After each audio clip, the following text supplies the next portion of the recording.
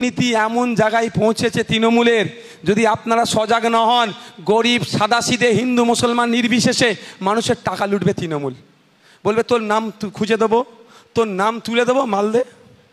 বিশ্বাস নেই এদেরকে। ওই জায়গাটা আমরা বন্ধ করে দেবো। আমরা কি করব? বিনামূল্যে তার বাড়ি চলে যাব। সন্ধ্যাবেলায় বসে কাজকাম মিটিয়ে এসে মাথায় আড্ডা দেন, ক্লাবে গিয়ে একটু বসেন, ওখানে ফোনটা বার করে ফেলুন, এই তোরাই তোরাই তোরাই দেখে না তো একটু, কাজ হয়ে গেল। প্রচার করতে আপনার পার্টির নাম লাগবে না, ওটাই করুন যথেষ্ট। এই কাজটা করতে হবে ভাই, এই কাজটা হবে তো নাকি? পারবেন তো নাকি দায়িত্ব নিয়ে? এটা ভাই আমাদেরকে করতে হবে, এটাই কাজ, এটাই পার্টি।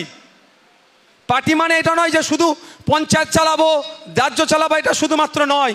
পার্টি হচ্ছে জনগণের সেবা করা। পলিটিক্স, রাজনীতি রাষ্ট্রের সেবা করা।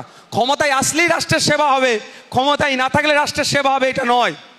যে সুযোগ আমাদেরকে মানুষ দেবে, আমরা পেয়েছি, সেটা মানুষের কাছে পৌঁছে দেব।